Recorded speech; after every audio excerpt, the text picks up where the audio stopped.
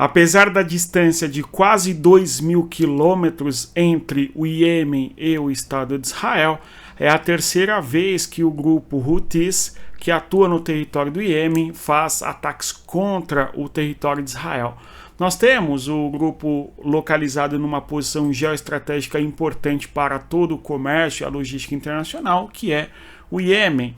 O Iêmen é banhado pelo Golfo de Adém e também pelo Mar Vermelho. A passagem na região do Chifre da África de acesso ao Mar Vermelho para no norte chegar no Egito, ali no Canal de Suez, é o famoso Estreito Pequeno, chamado de Bab el-Mandeb. O Houthis é um grupo, portanto, que está em uma das chaves importantes do planeta, um dos portões do mundo, ou seja, o comércio internacional depende muito de uma das rotas que é, no atual momento, uma das mais tensas que existem no mundo. Recentemente, até os Estados Unidos lideraram uma coalizão para abrir a região do Mar Vermelho diante das ações do grupo Houthis contra embarcações que fossem destinadas a Israel. Nós temos o grupo Houthis, portanto, fazendo um ataque hoje a Tel Aviv, utilizando um míssil. Mas o sistema de defesa antiaéreo de Israel acabou atuando e eventualmente abatendo o míssil hipersônico lançado contra Israel, não trazendo dano nenhum para Tel Aviv. Apesar de em Tel Aviv, as sirenes como um todo soaram diante do alerta de um ataque que o Estado de Israel estaria sofrendo naquele contexto. Hoje é dia, no caso, estes eventos ocorreram no dia 16 de dezembro de 2024. Nós temos aí o grupo desfilando nas ruas, não é? Em Sanaa, a capital do território do Iêmen, com a bandeira, conforme nós podemos bem visualizá-la, tá certo? Então nós temos aqui Israel sob ataque, é um assunto importante que chama atenção, só que Israel conseguiu, conforme nós mencionamos, fazer a defesa do espaço aéreo através da o seu sistema de defesa antiaéreo, enfim, não trazendo dano algum para o território israelense. Agora, nós temos que este grupo também é conhecido como Ansar Allah, ok? Mais conhecido como Houthis aqui no Brasil por nós, e este nome é em referência aos irmãos que têm este sobrenome que se posicionaram contra o governo. Um deles foi abatido ali em 2004, tá certo? E o grupo em torno desta família, de certa maneira, vai tentar chegar ao poder. Eles dominam parte do território do Iêmen, não todo o Iêmen. Agora, um ponto importante é que este grupo é importante aliado do Irã, tá certo? E faz parte ali do chamado eixo da resistência. O fato de Israel ter saído vitorioso, na minha interpretação, em todos esses acontecimentos que assistimos no Oriente Médio nos últimos 14 meses, 15 meses, nos permite trazer algumas previsões. Por quê? Segundo o governo de Netanyahu, Israel trava uma guerra em 7 frontes, não é? Em 7 frentes. É o Hezbollah, na região do território do Líbano. É o governo da Síria, tudo bem? 2 frentes que Israel, na minha interpretação, sai vitorioso. Tanto é que nós temos Israel ocupando territorialmente tanto o Líbano quanto a Síria, nos territórios, não é, ao norte de Israel. Nós temos Gaza, um terceiro fronte, e Israel basicamente fez com que houvesse a inexistência de Gaza hoje, dia 17 de dezembro, quando gravo este vídeo aqui com vocês, de 2024. Isto porque Israel simplesmente destruiu a infraestrutura militar do Hamas no território de Gaza e ocupa militarmente a região de Gaza em suas principais cidades, Gaza, Khan Yunis, por exemplo, e até Rafah no sul, não é? Agora, nós temos Israel, portanto, vitorioso nessas frentes, ok? De modo que não seria estranho nós observarmos Israel fazendo ações contra o Iêmen, em especial contra as regiões de infraestrutura militares do Iêmen, tá certo? Em especial do Houthis, tá certo? E também, eventualmente, contra o Iraque e contra o Irã. De modo que há uma grande expectativa a respeito de um possível ataque do Estado de Israel contra o Irã. E vale lembrar ainda que, além de Israel ser o vitorioso nestes conflitos como um todo, nós temos um governo que assumirá a Casa Branca a partir de janeiro de 2024, que é um dos grandes aliados de Israel e um rival gigante do Irã. Não é? O governo Donald Trump é rival do Irã, sobretudo por causa das questões nucleares do Irã, as quais Donald Trump é profundamente contra, conforme nós sabemos. Então Israel vislumbra no próximo ano 2025 e no próximo governo de Donald Trump certamente uma vitória de braçadas. Pelo menos é este um cenário que nós podemos observar. É claro que em geopolítica tudo é muito instável e pode se desfazer do dia para a noite, entretanto, o cenário para Israel é de consolidação nas regiões que ocupou territorialmente agora e a afirmação do seu poderio na região do sudoeste da Ásia, também conhecida aqui por nós brasileiros, sobretudo como Oriente Médio, enfim. Tudo bem? Então este é o cenário de Israel. Agora, nós temos um ataque do Iêmen contra Israel, que é, sem dúvida, uma deixa importante para que Israel revide, tá certo? E ataque a infraestrutura do Houthis. Parece que houve um ataque sim contra o Iêmen hoje, tá? No caso aí no dia 16 de dezembro do corrente ano 2024, só que esse ataque não foi feito por Israel. Teria sido feito, portanto, pelos Estados Unidos, pela patrulha marinha norte-americana na região do Mar Vermelho, tudo bem?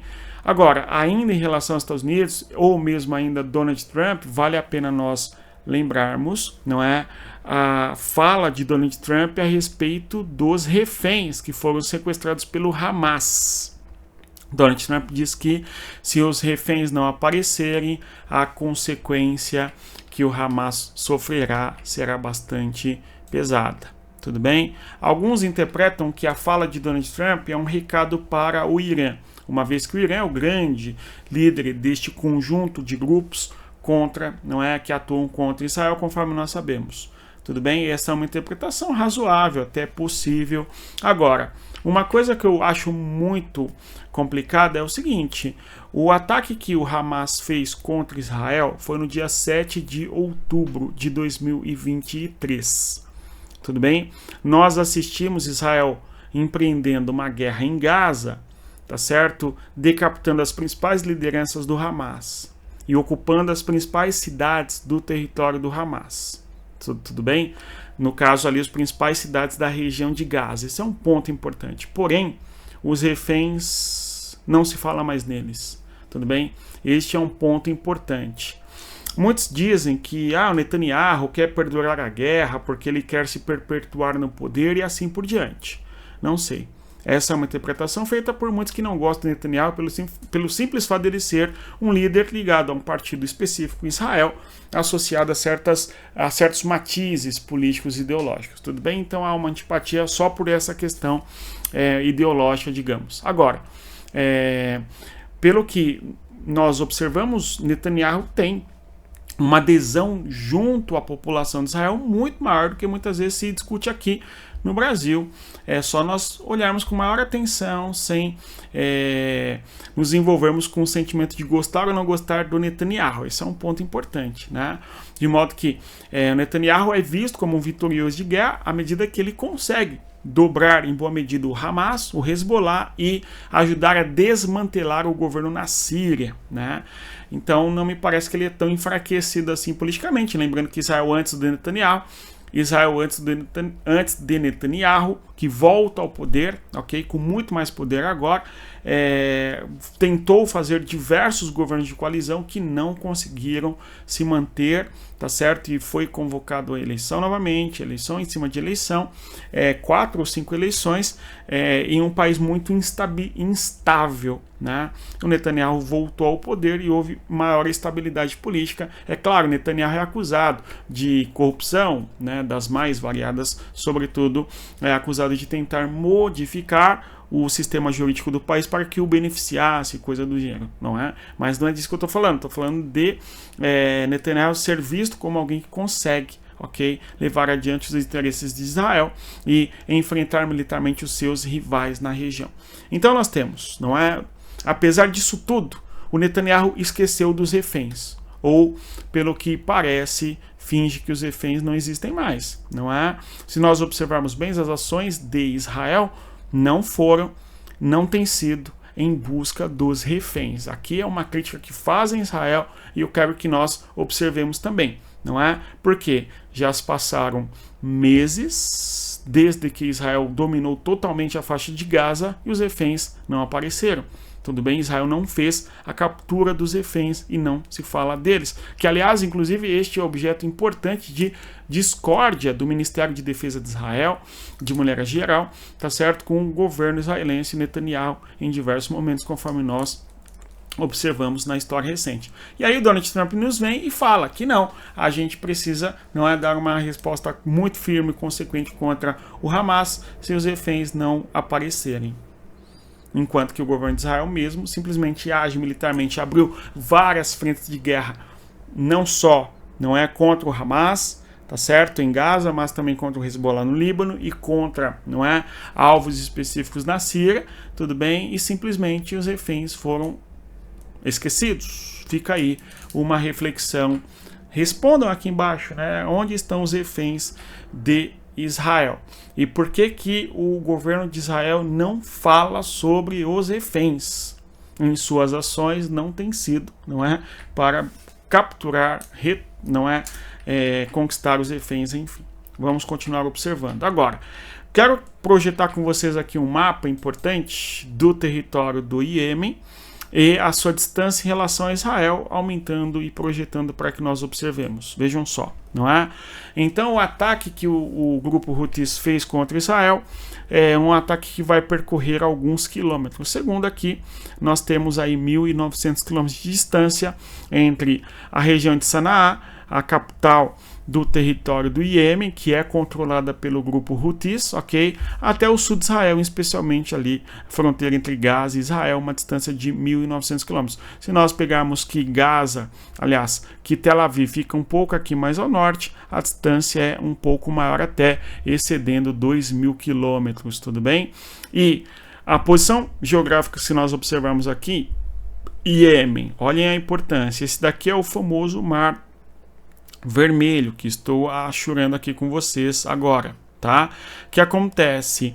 Os navios e embarcações vêm desta região aqui, ó, do território do Oceano Índico, tá? Atravessam esta região aqui, ó, que é o Estreito de Bab el-Mandeb, que eu mencionei com vocês no início do vídeo, e o grupo Houthis faz ataques a muitas embarcações aqui, caso elas tenham destino a Israel, ok?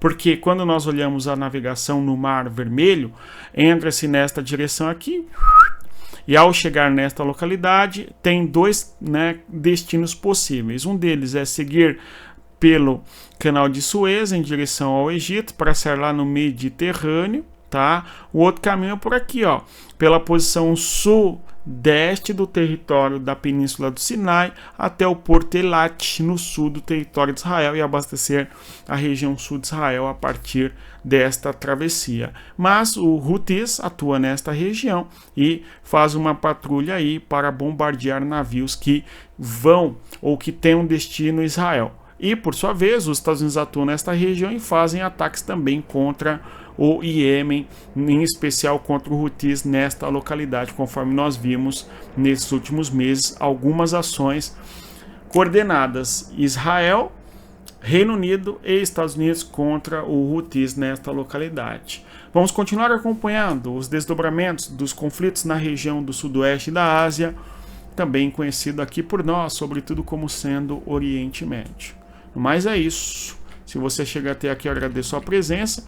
Reitero a você que deixa o like, sempre divulgue o nosso conteúdo, caso este conteúdo ajude você a entender melhor o que acontece no mundo e, claro, refletir e pensar a respeito das questões da geopolítica. E, claro, sempre estendendo o convite para que você faça parte da nossa comunidade de geopolítica. O link está na descrição do vídeo. Bons estudos, respeito à geografia, até mais. Tchau, pessoal.